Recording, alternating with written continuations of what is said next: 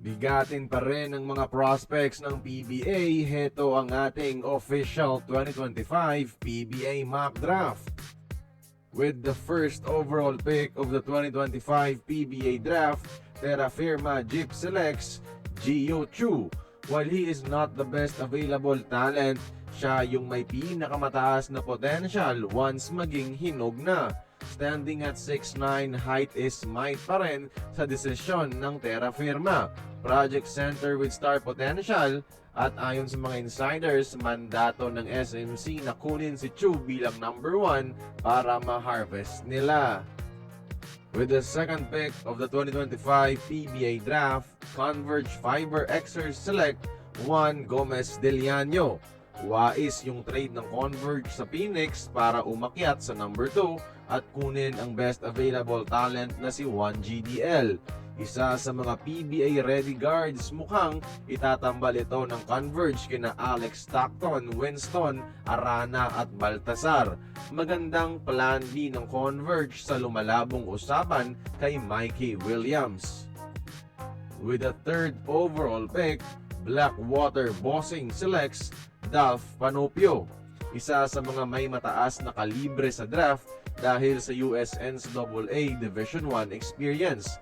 Papalakasin ni Dolph na isang pass first point guard ang backcourt ng Blackwater with Cedric Bearfield. May potential maging best backcourt sa PBA, pero ang tanong, hanggang kailan bago ma-harvest? With the fourth overall pick of the 2025 PBA draft, Northport Batang Pier selects Christopher Miller.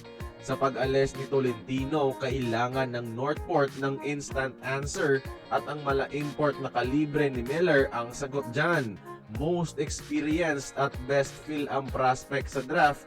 The only thing that kept him out of the top 3 was his age.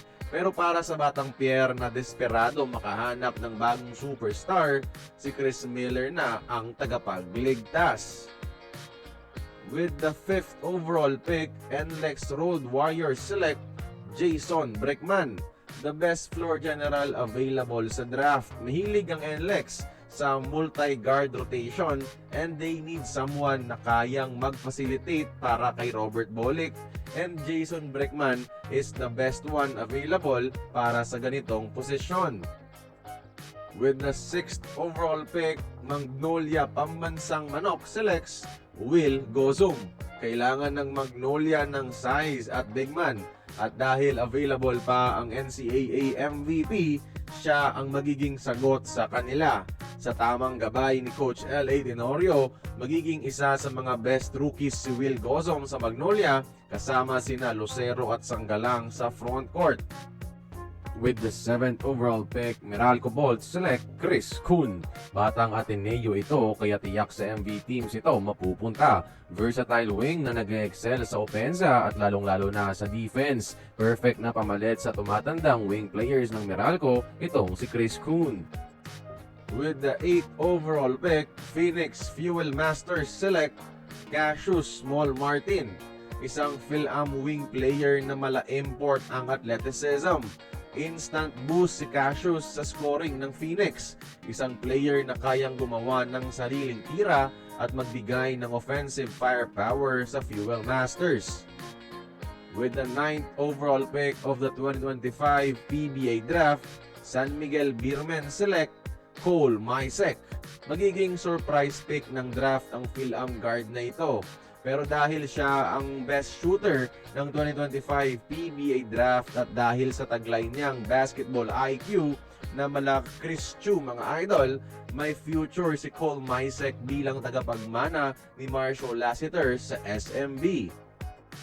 With the 10th pick of the 2025 PBA draft, Rain or Shine Elasto Painters select Yuken Andrada. Kailangan ng Elasto Painters ng big man, at ang 6'5" na si Andrada na ang missing piece nila. Mahilig si Coach Yeng sa mga tipo ni Andrada na malakas rebound, magaling sa mga dirty works at marunong na playmaker para sa isang big man. With the 11th pick, Barangay Ginebra selects Vince Magbuhos. Hindi man kasing tunog ng ibang prospects ang pangalan, si Vince naman ang isa sa mga tipo ng player na kailangan ni Coach Tim, lalo na't umalis si Malonzo. 6'5" forward na maganda ang 3-point shooting. Perfect lang talaga itong mga idol sa sistema ng isang team cone. Mala Ralph Koo na klase ng player. And with the 12th pick of the 2025 PBA Draft, Rain or Shine Elasto Painters select LJ Gonzalez. Alam naman natin na mahilig si Coach Yeng sa mga mabibilis na guards. And with the talents available sa mga early picks, steal na si LJ para sa Elasto Painters. Mas magiging solid palalo ang kanilang guard rotation para magkampiyon mga idol. Kaya kayo, tingin nyo, sino magiging number 1 overall pick ng 2025 PBA Draft at bakit? Join the conversation, magkomento lamang sa ibaba.